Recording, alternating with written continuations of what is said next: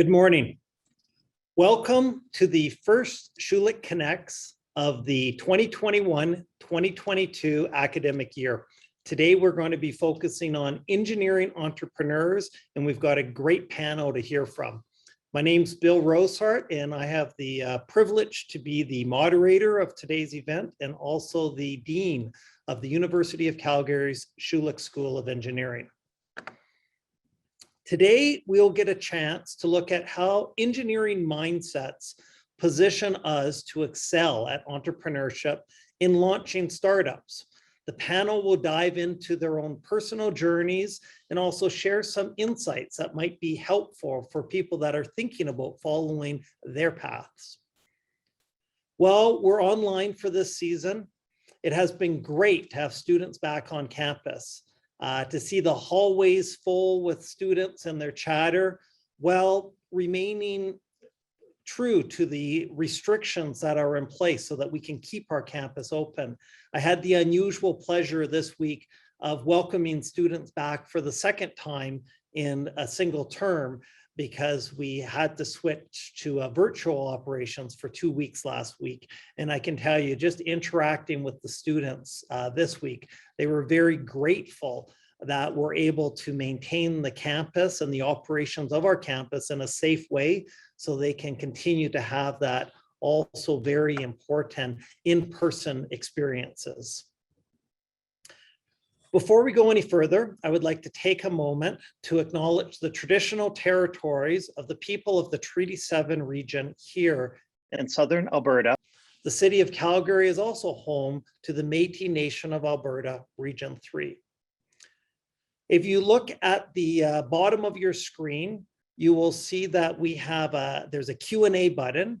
And so what I encourage you to do, if you have a question for any of our panelists or maybe all of our panelists, please type it into the Q&A. I have a set of questions that I'm planning to engage the panelists on, but we will weave in your questions as they come in. So please don't wait till the end to type in your question. If something's on your mind, please type it in and we'll do our best to get to all the questions. We are recording this session and we'll be making it available to anybody who wasn't able to come today in the coming days. I would also like to take a moment to acknowledge TD Insurance for their support of Alumni All Access. They know how essential engineers are to Alberta, and their affinity partnerships help support various alumni activities, including our Schulich Alumni Awards, which are scheduled for October 6th. If you want to hear more about TD Insurance, please connect with us afterwards and we'll be happy to get you in contact with them. So before we start the panel, let's look at entrepreneurship across Schulich. We've launched Launchpad, which is a co-curricular opportunity for students in engineering, but also students from across campus to get advice and mentoring on early stage entrepreneurial activity. And we do that in partnership with the Hunter Hub for Entrepreneurial Thinking. We have created an extensive makerspace that we affectionately call the Maker Multiplex. And we've also launched this year Zeta, which is our digital innovation hub. We have an engineering leadership program that in a typical year, we see 500 to 700 of our students going through these leadership training modules to prepare themselves for leadership opportunities throughout their career. And we're very excited this year. We've launched a new certificate in engineering entrepreneurship, which gives our students more opportunities to really excel in entrepreneurship. So on to the panelists.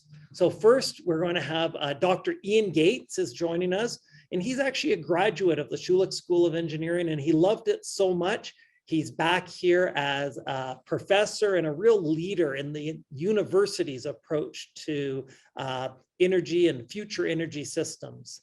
Natasha Spokes is also a graduate of the Schulich School of Engineering from Geomatics Engineering. She's co-founded companies, and she has most recently joined the Creative Destruction Lab. And finally, we have Spencer Kerber. This is getting repetitive, and it's great. Also a graduate of the Schulich School of Engineering, where he's since worked for various companies. And in terms of context of today, he founded BC, which he's going to explain to us in a few moments. So what I'd ask is each of our panelists, let's go through, and please, I gave intentionally a very brief bio. So why don't we start from hearing from you? When did you graduate? What are you doing now? And just give us some of that context. Ian, why don't we start with you, and Spencer and Natasha, we'll get you to join in right afterwards. Well, thank you, Bill, and thanks for having me here. No, I love these types of events, you know. So I graduated in 1989, 90, around that time. So that's 31 years ago. Just kind of hard to believe, because the years travel so fast while you're having so much fun. So so I graduated from chemical engineering at that time, and then went on to grad school, worked in industry, and then came back to the university as a professor in 2004, where I've been since. And in that time, during being a professor, now I'm the director of the $75 million CFREF energy program that we have here at the University of Calgary. And also during that time, I've created companies. So one we sold to Schlumberger in 2013, consulting companies, a hydrogen company that's now quite active, and also a solid oil carbon products company that's quite active. So yeah, a lot of fun, and certainly evolved. I'm looking forward to the discussion. Thank you, Ian. Natasha? Thank you, Bill. Good morning, everyone. So as Bill mentioned, I am a proud alumna of the 2005 class of geomatics engineering at U of C. Also proud native Calgarian, mom of 2 energetic kids, and as of yesterday, an assistant coach on my daughter's ringette team. So I like to be busy. Just a bit of my background. So 2 days after convocating, I actually moved to Australia for what was supposed to be a 1-year trip before sort of starting life. That 1 year turned into 6 when I got a job as a surveyor, and then a spatial analyst, GIS consultant, and a few other jobs that at the time seemed fairly random, but looking back were actually some of the sparks that led me down this entrepreneurial journey. Those were things like managing a fishing lodge on a remote island in Northern Australia, and working as a cook on a liveaboard dive boat. So when I came back to Canada in 2011, to be closer to family, I got into seismic surveying, working on camps up north, and as a business development manager. But I always had this niggling thought in the back of my head that wanted to bring me back to this entrepreneurial side that I'd sort of had a taste of in Australia. I actually got that opportunity back in 2017 when I got laid off from my seismic surveying job the day after I got back from my second maternity leave. So now that's led me to being the CEO and co-founder of a travel platform called Far Closer Travel. And we connect travelers looking for multi-day travel experiences with local experts around the world. We have partners in over 80 countries and just over 750 experiences live on the site. As Bill mentioned, I'm also the prime stream manager here at CDL Rockies, which is an objectives-based mentorship program based out of the Haskayne School of Business. So varied background, but super passionate about, sharing my story with anyone that's interested in entrepreneurship. So thanks for having me. Really glad you're here, Natasha. Spencer, why don't we hear a little bit of your story? Yeah, I'm Spencer Kerber. I graduated U of C from mechanical engineering 2016, and promptly, I guess, started working in consulting. So I did some carbon emissions consulting for a year. I worked at IBM doing some AI and machine learning industrial process optimization for 2 years. Really, really nerdy stuff. And then I took like a complete left turn. I was super passionate about food and kind of the logistics and all the different pieces of our food networks. And so instead of trying to do something at night and my day job during the day, I just went full in and started a company called Bessie. So that's kind of where I'm at. From stuff that I like, though, I mean, I like to travel and cook on a liveaboard as well. So maybe I've got to go check that out. But yeah, I think I'm just like an amateur at a lot of different things. So whether it's cooking or biking or whatever, I'm pretty happy being active and around other people and hopefully eating food. We can tell by those three introductions, we're going to have a fun morning here today. Natasha, maybe let me follow up with you. The travel industry had changed so much before COVID. As we saw when I was young, we were going to a travel agent to plan, and now I'm going to an app on my phone when I plan my travel, and then completely uprooted with COVID. And so I'm just wondering if you could give some, as an entrepreneur in the travel industry, if you could give some perspectives on that change before COVID, how you've managed during COVID, and then what do you see in the coming 12 to 18 months as we hopefully emerge from this? Yes, absolutely. No, thank you, Bill. And you're exactly right. I think this is sort of in parallel to the whole entrepreneurship journey. You need to be comfortable with change. And, we have certainly had to do that in the past number of years. So to your point of where travel used to be, where the default was just to go to your corner travel agency and they help you book a trip, that was actually where the idea for Far Closer originated. So when I was living in Australia, obviously you have close proximity to a lot of incredible destinations, Vietnam, Thailand, lots of those places in Southeast Asia. But we were really looking for sort of a unique experience with locals to get sort of under the skin of a country, not just sort of see it from a surface level. And when you go to a travel agent, we found that you would just get shown the same, 6 brochures where you're sort of traveling around on a big 60-passenger bus, and that wasn't the experience that we were looking for. So when you transition to the internet and try and do some of your own digging, it was just overwhelming, sort of the amount of information that was there, but how hard it was to navigate. And, as someone who thinks a lot in terms of maps, from my geomatics background, I thought there's got to be a better way to sort of find what's out there and to connect with these people on a more authentic level than, just going through a brochure and picking out a trip. So that's what sparked the idea for the company. So when we started working on it, this was all still pre-COVID. We actually started with a program for travel agents to try and help them offer some of these more unique trips to their clientele. But we quickly found out that wasn't going to be our successful customer base. And then through talking to travelers, we found that a lot of travelers that were looking for this type of experience were experiencing that same type of frustration and looking for solutions. So we sort of had to pivot in that instance to, the types of operators that we were connecting with and who our ultimate customer would be. So that in itself was a big change. Then of course, COVID hit and, people stopped traveling. And we really could have taken that as this is going to be detrimental. Let's just, pack in the bags and give up. But we actually framed it more as an opportunity. So as I'm sure many people on this call can relate who, haven't been able to travel, I think there's a wave coming of people who are going to want to get back out there. And it's something that we want to make sure that we're ready for. And I think that people's approach to travel has changed as well. We've been missing connection. We've been missing sort of those real experiences in lives while we've all been stuck at home. So I think when people do start getting back out into the world, they're going to be looking for more of those types of experiences that we do offer. They're out for more than just the picture in front of the Eiffel Tower. They actually want to, learn how to bake a croissant, or they want to, get in the back roads of the cities that they want to see. We saw this quite early on in the pandemic where a lot of these over touristy destinations were actually coming back to life. The oceans were clearing up, and there was, I think that affected a lot of people in a way, and they're starting to rethink how they're going to travel. So I'm actually super excited about that.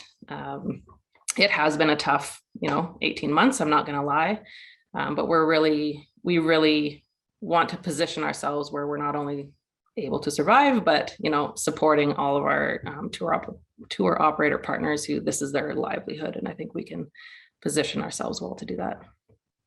One of the things we always hear about successful entrepreneurs, they can tell their story in a way that just inspires. And Natasha, the way you talked about travel there, I'm all ready to go on one of your trips.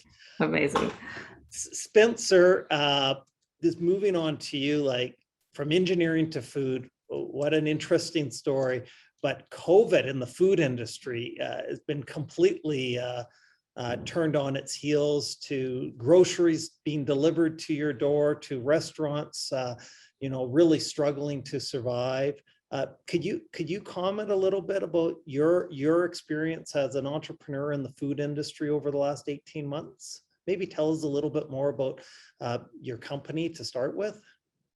Yeah, I guess like super quickly, Bessie started as like a D2C or direct to customer farm to table play. So we worked with a single farmer. I personally like went out to a farm, like chose some cattle, bought whole animals, got them butchered up into individual cuts and pieces, and then like sold those cuts to people in Calgary only. Since then, we've expanded to working with probably like 20 different suppliers, a bunch of different types of meat and seafood, as well as alcohol and more, with a hyper local approach. So we have regional dark stores or kind of small warehouses in Edmonton and Calgary. And then whenever people make orders, I guess like we route the right inventory and the right supply to the right person. So that's kind of how Bessie, I guess like what Bessie does. Since like the very beginning, we also wrote a lot of software to make that possible, because there's unique challenges with perishables and food that isn't quite the same as like selling a pen and a basic Shopify website. So we've got some like complex things going on behind the scenes, and that's probably the most interesting part to me as an engineer. As for COVID and food, I would want to, I guess, start that answer with this period of time where a lot of people had, I don't want to say food insecurity, but just uncertainness around where and what type of food they should be getting and supporting. This has been like a very good time for Bessie from like a customer point of view, because there's a lot of people thinking about where they want to buy their food, and delivery is really attractive. So that was, I guess, like a fortunate aspect out of a really unfortunate time during those last 2 years. But overall, in the like food ecosystem, it has made everything a lot harder and all the inputs a lot more expensive. So if it's, I guess, like, let's say shipping a certain type of seafood from Asia to Canada, the cost of doing that went from maybe like 4,000 to maybe 20,000, depending on the product and where it's coming from. So all of the like things that are going on our table, even if it's local, the cost of doing so just went through the roof, and the reliability of everything fell to pieces, because there might be, I guess, like a delay on a shipment from like across the country, or there might be a shutdown at a processing plant because a bunch of people got sick and their organization didn't look after them, and then suddenly there's no beef processing for the entire North America, just at like a snap. So I'd say COVID has been, I guess, really interesting because it's forced new innovation in food, but it's also made the cost of doing everything and the like stress and anxiety a lot higher. So we're seeing like new things come up, but they're definitely like, they're fighting. There's no one that's getting like the easy route out of all of this. Thank you, Spencer. And Ian, in your introductions, you let us all know you've been in and out of innovation, and when I don't think ever out of innovation, but in entrepreneurship for almost 3 decades now. And so question to you, how have things changed, both in the sector and also in the skills that you think the students need that want to go into entrepreneurship? Yeah, no, it's changed quite a bit. I remember, in graduating, 30 something years ago, we were often focused about, well, we're going to get the technical skills. And there was always this concept of soft skills. And, we didn't really think about that so much. And it was really about, let's get a job. That was the focus, and as I've seen over, this time and being a professor over the last 17 years, that has changed. Even in 17 years, it's changed dramatically, that mindset for students, where it's really about now, it is about entrepreneurship, it's seizing opportunities, it's about being creative, it's about recognizing, new approaches to problems. And certainly see that in the undergrad training. And we also see that in the graduate student training as well. So things have shifted so much. And that's why, in a way, it's exciting, because we see this constantly changing space with respect to innovation, tech development, and also the focal points, because, folks are, as students, they see opportunities and, like Bessie, like far closer. And, for us, it's really hard tech, energy, hard tech. We put machines in the field to essentially eliminate emissions and to produce clean products from petroleum or from hydrogen. And so, these kinds of this kind of thinking, it's changed dramatically. We talk about COVID as being one of the, massive perturbation to our system, and with, dire consequences, but also forcing us to rethink how we do things, how we work together, how we connect together and those types of things. But you also have energy changing. So before that, we also had climate change, which is now, we have this commingling of these challenges facing humanity. So I'd encourage, when you start looking at these challenges mean opportunity, and some of these solutions, they're simple, they're not that complicated. It's just to connect the dots on what to put together to build those machines that can solve those environmental, health, water, energy challenges that we have. But certainly things have changed. I mean, the way we think about our students now, we think of them as no longer just engineers. They're not just engineers now, they're entrepreneurs. They're folks that look at opportunities that can grow, realize value for not just themselves, but also society and the community. So a very exciting time we're in right now. That's great. And now I'll open we're getting some great questions coming in from the audience here today. And I just encourage you to keep sending in those questions. So to all our panelists, what do you think makes engineers natural entrepreneurs?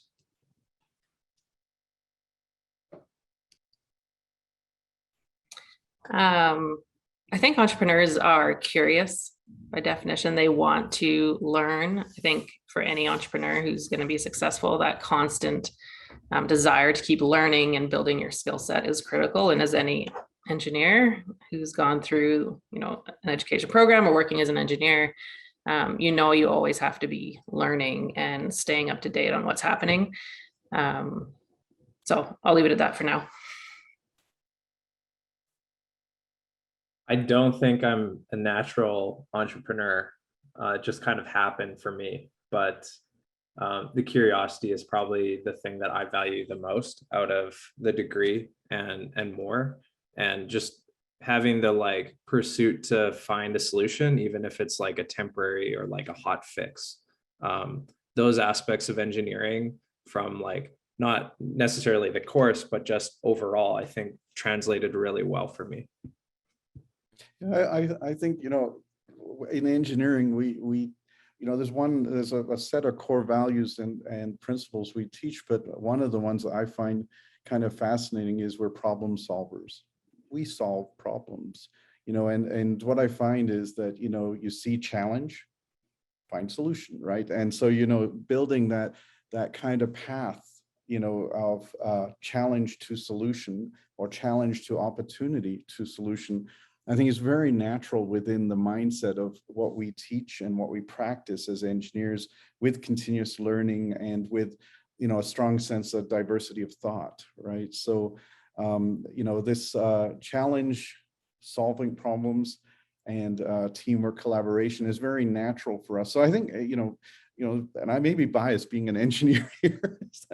Yeah, we are natural entrepreneurs because we see opportunities in nearly everything we face, in the sense of, we see a challenge and we may then give a solution. It may be just an existing solution. If that's the most cost-effective, clean way to do it, that's what we do.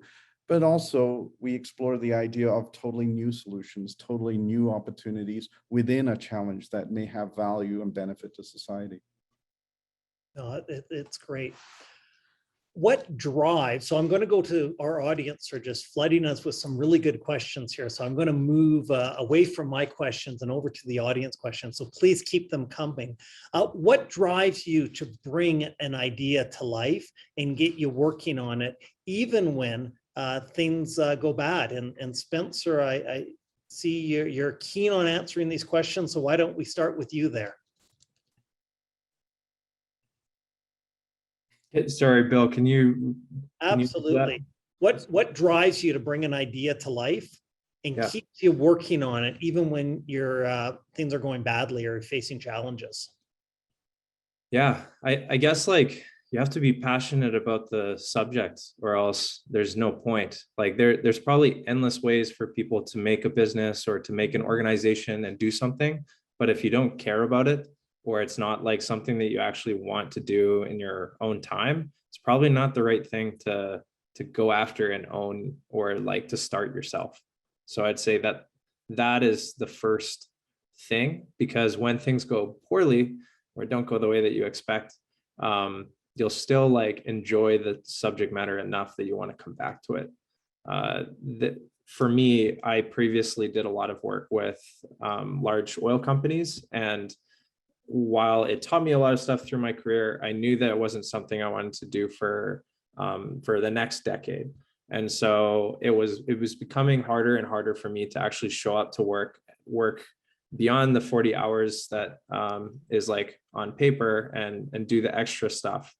And that's why I knew I just had to make a switch. So that's why I picked food, and I did something that I really cared about. Some days or some weeks I work a lot more than 40 hours. Some weeks I work a bit less, but I always like am excited because it's something that I care about. Thank you, Spencer. Natasha, given you're doing a lot of things, including working with CDL, and we have a few questions on, ideas are cheap. What about bridging that gap between idea and launch? Related to that is you hear about failure. How do you embrace failure to keep going with the next idea or even the current idea? Can you bring some context to those questions? Yeah, absolutely. And you're absolutely right. Failure is a word that is thrown around a lot in the entrepreneurial realm. I prefer to think of them as learnings, because, as we've all said, there's no straight path on how entrepreneurship goes. You have to be open to, trying things, and depending on how they turn out, iterating on that and making new decisions. So that's one piece of it. But the piece about ideas, you're absolutely right. Ideas are cheap. It's really in the execution that, the magic happens. And we see a lot of that. I don't want to say necessarily CDL companies are typically a little bit further along, but this is one of the things that really excites me about the Calgary innovation ecosystem right now is we have so many brilliant people with great ideas. It's just a matter of getting them to take that first step to execution. The amount of support, you mentioned a number of programs, Launchpad out there. We have the Trico social entrepreneurship over at Haskell. Like there's so many resources out there to help people make that first step. And it is scary. It is intimidating, especially if you're, in a day job that's, bringing in a decent paycheck. To make that shift to entrepreneurship can be scary, but I think the supports and the networks that we have and are building in Calgary right now, make it a little more comforting to make those jumps. And so if you have an idea, if you're thinking of something, try something small. It doesn't have to mean you're, dumping your entire life savings into it tomorrow, but start using that curiosity. Go talk to somebody, ask them what they think about it. Look at what else is out there, and all, like it's not a leap to get there. It's a lot of little baby steps. And if you can embrace those learnings along the way, don't necessarily call them failures, call them learnings. I think it's super important, and you'll either learn that you want to do something or not. And either way, you're going to be further ahead than if you're just sitting on your couch thinking about it. That's great, Natasha. Ian, we hear all the time that people come up with great ideas, but it's not necessarily solving something people need to have solved. And when that means you got to know your customers and you got to be connected to your customers.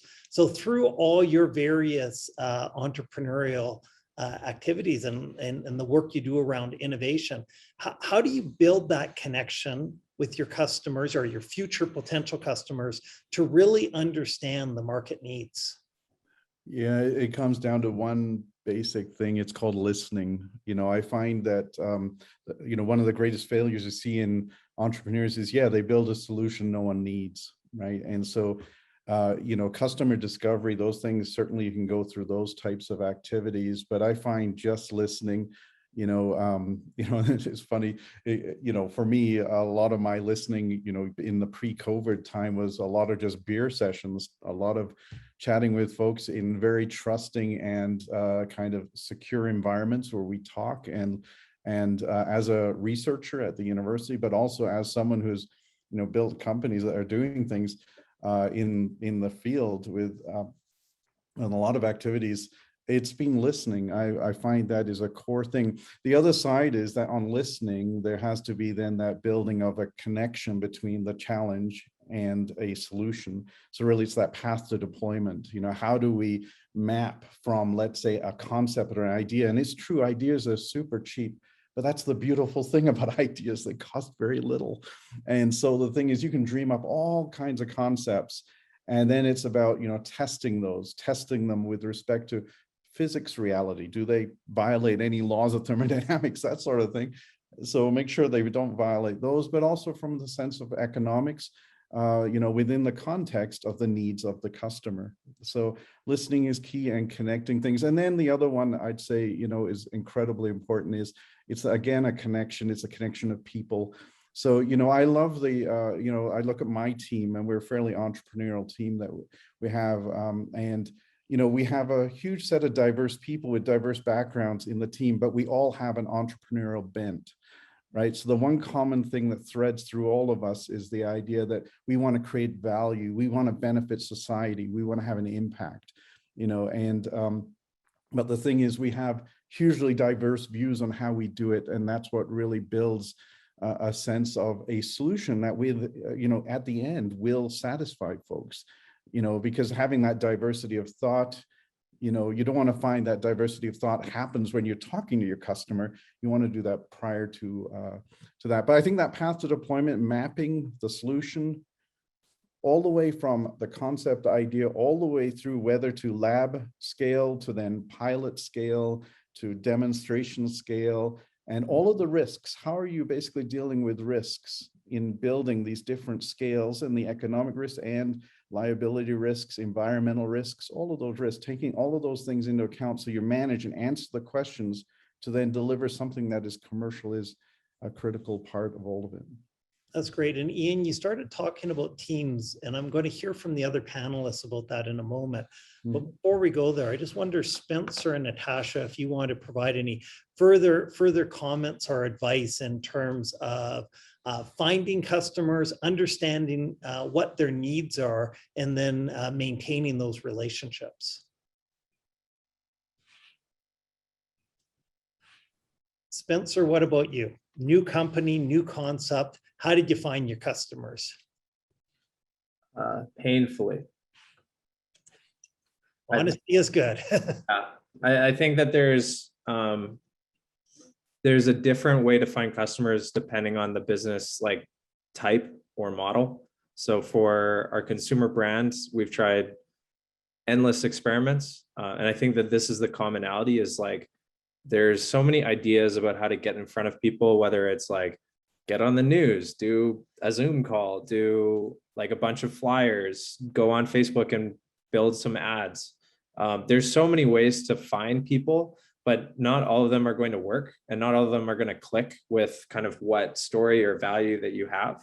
And so it requires, there's no one golden answer. It's just doing a bunch of them in a way that you can do it fast and at a low cost, and then move on if it doesn't work. So I put it in a comment, but at one point we designed some beautiful door hangers that would have looked probably something I don't know, something with really nice branding and color and a good deal. I personally ran around 2 communities and hung up like more than 2,000 of them on doors. And we had like 4 orders total. That took a lot of time to design. It took a lot of time to run around. It was cheaper than paying like a service to do those things. But ultimately it was like a horrendous waste of time. So we did not continue to do that. And that would be my recommendation on finding customers. I have a different problem. A new problem is that we have our software and we have a couple people actually outside Bessie that use our software. And it's a whole different game because it's an enterprise SaaS product or software as a service. And the needs of every single person that we talk to is very different. And so figuring out how to get in front of the right type of person that needs that software and that has similar problems to the last 5 people, that's like entirely different. And door hangers probably would not work for that either. So. Well, Spencer, I think I'm trained now to always find the positive. And while door hangers didn't work in terms of the business, it probably helped you getting your steps in that week. Natasha, what about you? What advice would you give for people starting out trying to connect with and grow their customers? Yeah, absolutely. I love everything that Spencer just mentioned, but I think timing too is something to take into consideration. So that's something where we had a learning. I think we waited way too long before having a lot of those conversations with our customers. And, you can think you're working on the best thing since sliced bread in your office, but until you get out there and start talking to the people that you want using your product, you don't actually know. So we spent a lot of time and money building something for travel agents and then went and talked to them about it and found out that, they weren't interested or they had all the tools that they thought they needed. So then that really got us started on talking to people before developing what we thought they needed. And I think that's something that's, maybe some entrepreneurs miss doing. Everyone wants to think their idea is the best thing, but you can save yourself a lot of time and frustration if you just get out there and talk to people. It can be very scary because you don't want people to tell you your baby is ugly. But by getting out there and you learn, right? And it's not that they're telling you your baby's ugly. It's just saying like, this is what I could use, or this is where I would find value. And then you use that to develop what you're building. So that would just be something I add. Don't be scared, get out there, talk to the people you want to serve and learn from them as you develop. That's great advice from all 3 of you. Now, going back, Ian started talking about the concept of teams. The people in your company, when's the right time to sort of grow your company in terms of bringing in different skill sets than you already have? And so if I'm talking to the 3 of you as engineers, when's the right time to bring in somebody that might have a little bit more business background? How do you find them and convince them that they should stop what they're doing to join what your dream is?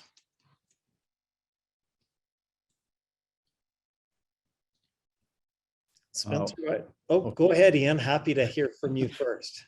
I mean, teams are, it's critical to have folks that are, that in a way mesh well. So there's a social side to this as well as a skills side. You recognize you have gaps, and so one of the things within the context of the companies we've created has been always about recognizing our own limitations. That I may be good at the tech side, but on the business development side, I don't have the time, but also I don't have the skill set for that. So I think it's very important to recognize your limitations and where sharing can be very beneficial to the enterprise. So I find teams, there's a lot of it is trust and that kind of sense of the feel of it, so that you work well together, but also within a set of very clear boundaries so that you can recognize each other's strengths and to really complement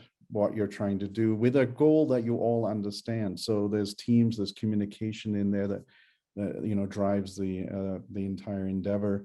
With respect to, the nature of teams, I mean, they evolve. You'll find that like our small little company when we started Proton Technologies, there was 4 of us in a bar sitting having a beer. And there's 50 something employees now.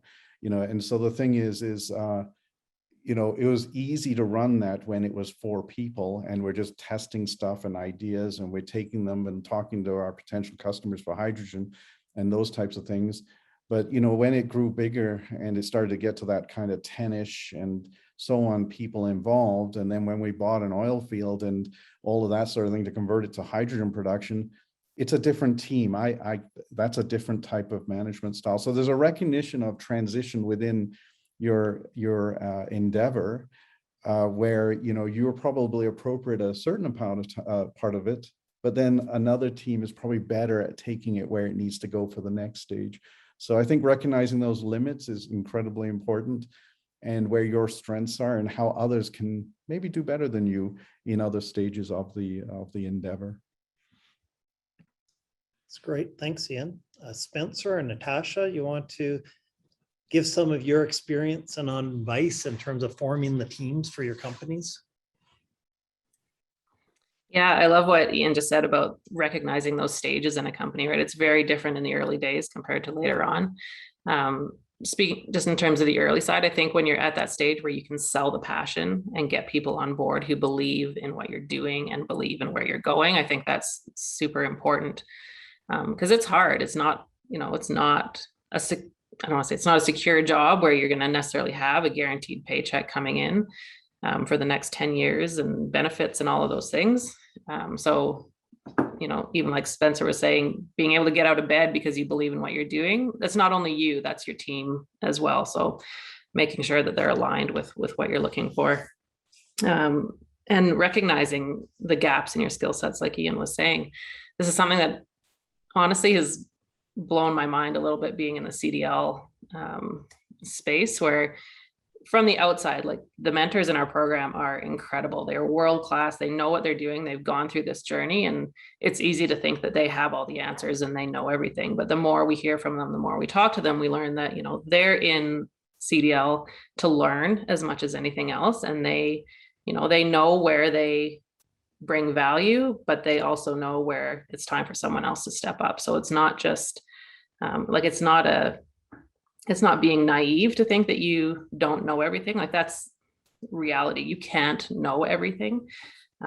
So recognizing that and then hiring people on your team to fill those gaps is incredibly important. Yeah, I feel very similarly, especially at the early stage with both Natasha and Ian.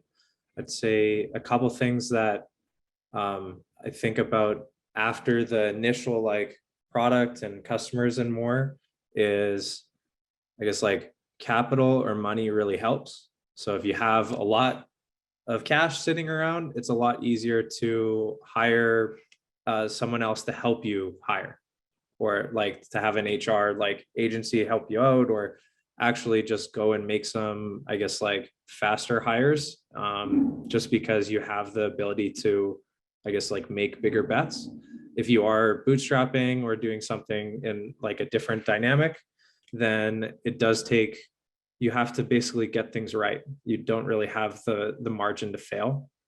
And so in Bessie's circumstances, from getting the first co-founders to then eventual staff up to, I don't know, around 10 people full-time and part-time, I actually had to put in a lot of work to understand what I was looking for as a company, what our mission and our vision and values were, and then actually run a process that was that didn't discriminate against different candidates. So when we're looking for certain roles or different contracts, how do we make sure that we do that in a way that gets the right people that can do the job at Bessie, but is also not just us picking other people that look like ourselves? So how do we make sure that the candidates are the best candidates? We're getting the right applicants, we're getting the right people interviewed, and we're giving out the right offers, instead of just kind of, oh, this person seems to have the right skill set, let's tell them we'll pay them this much and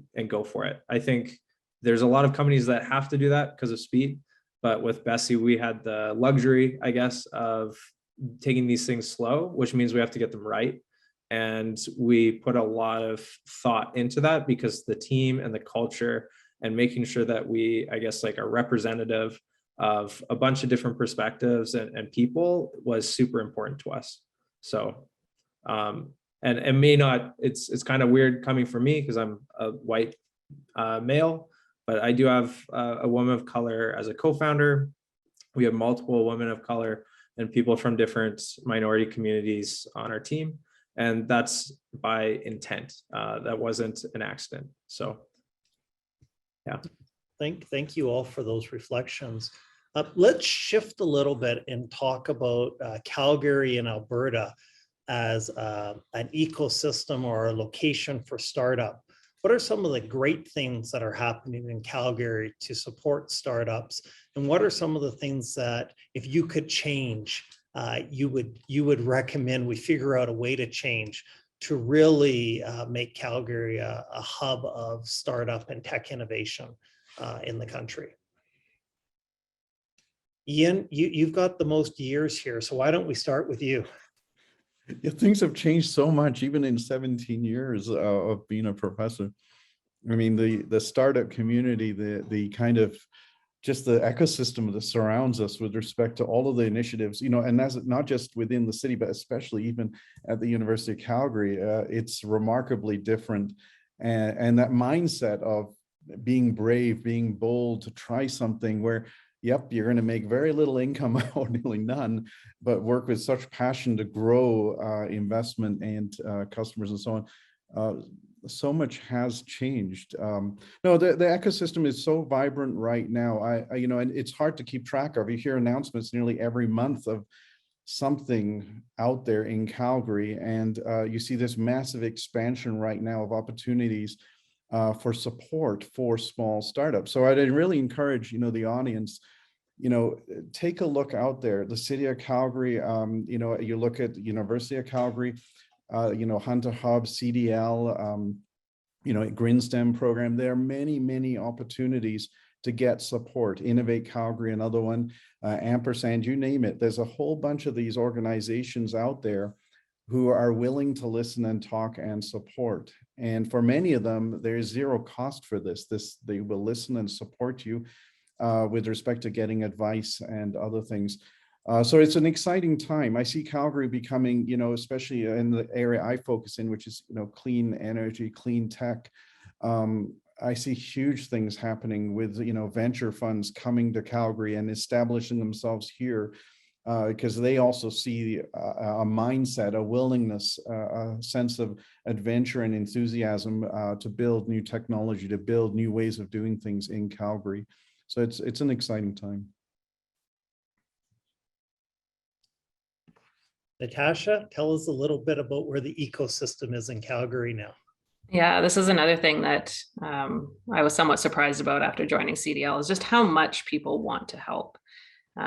Again, the mentors in our room, you know, incredibly successful. There's a million other things that they could be spending their time on, but they want to give back to our local ecosystem. They want to give back to that next generation of founders, but it's really up to, you know, the founders to, you know, apply for the program or outside the context of CDL, reach out to people that you want to learn from or connect with or, you know, ask a question to. And, you know, I think 9 times out of 10, you will get a response or you will get some, you know, maybe I'm not the person, but I'll connect you to somebody who knows. I think there is a genuine desire for people to want to help. And especially if they've gone through this journey themselves, they understand that it's hard. They understand that, you know, it takes a bit of guts to take that first step. So I think that courage is something that maybe we're lacking a little bit in, you know, both from the perspective of reaching out to people and starting to network, but also taking those first steps on an idea. It can be overwhelming, like I said, especially if you have a job, but you also have an idea. You don't have to jump in head first, you know, right off the bat. You can tinker with it. You can try, you can, you know, do some stuff on the weekends. And, you know, entrepreneurship is often seen as this like big risky, you're giving up everything, you're risking your whole livelihood, but it doesn't have to be an all or nothing to get started. You know, if you get to the part where you do start trying to raise money, right? Those types of questions will come up, but it's not from there to here in one day. So I would just encourage anybody who's thinking of a solution to a problem they've encountered, or, you know, they have something that they want to try, to just try something small in that direction. Reach out to somebody who's, you know, working in that space. Or I mean, if you're embedded in the university, what an incredible opportunity. There's so many experts that we have here, you know, staff, faculty, even other students who, you know, can share those passions and those ideas. And all it takes is a LinkedIn connection or a quick email, and you never know where it'll go. That's great. Spencer, what's your thoughts on the Calgary ecosystem right now? Yeah, I've a couple. I'd say, following up to Natasha, like asking someone if you have a true interest and have put some work in is one of my favorite things to do. I remember when I was still in university, I reached out to 2 different local radio stations in town and told them I was an engineer. I conveniently left out that it wasn't a sound engineer but I told them, hey, like, I'm an engineer. I really care about music and I wanted to sit in on some shows. And so they assumed I was a sound engineer and wanted to intern, and they invited me to, like, actually, I was on air on, like, the alternative rock station. I was at the pop station. They put me on air, and it was just hilarious that I didn't necessarily lie, but I told them, like, I'm an engineer. I love music. I really want to learn how this radio station stuff works. And believe it or not, in the next, like, 2 weeks, I was sitting beside the people on the radio. So I think with a lot of things like that at the start, if you have the passion and if you've done enough of the legwork that you're not asking, like, stuff that can be Googled very easily, definitely, like, reach out to someone and get the ball rolling. There is a lot of resources in Calgary, particularly. The names are all changing right now, and there's a lot of new funding in the space. I'm probably not the best to talk about that, but they are really helpful at the beginning. There's probably a whole different dynamic if venture funding comes in, which is, I guess, like a whole different subject. So I'm not going to speak on it. But probably my favorite resource in all of Alberta is Venture Mentoring Services Alberta, or VMSA. There's a group in Calgary. There's a different one in Edmonton, but it's been, like, the best thing that I've had as a startup founder for my personal and mental health, as well as kind of where the business is going in the future. It's, again, great reflections, and we are running towards the end of our allocated time. And so just to wrap things up, a bit inspirational. Why are the 3 of you entrepreneurs? Like, what drives you to keep doing it and starting new businesses or starting new ventures? And let's hear about that. What makes you the serial entrepreneur? Spencer, why don't we let you hit the unmute button first? Yeah, I'm going to keep it short. I'm not, like, a natural entrepreneur. I never, like, had the lemonade stand as a kid. It just kind of happened for me. And this was, for me, I did, like, a risk calculation as an engineer would. And I looked at starting a business and completely failing financially in two years, and comparing that against going back for a master's of anything. And I figured the cost of my life over that 2 years, even if there was no financial payoff, would probably get me the same amount of lessons or different lessons than going back for a 2-year master's. So for me, the kind of the costs seemed similar. And so I went for it, even without the chance of succeeding. It's a very good engineering analytical way to look at it. Spencer, what about you, Natasha?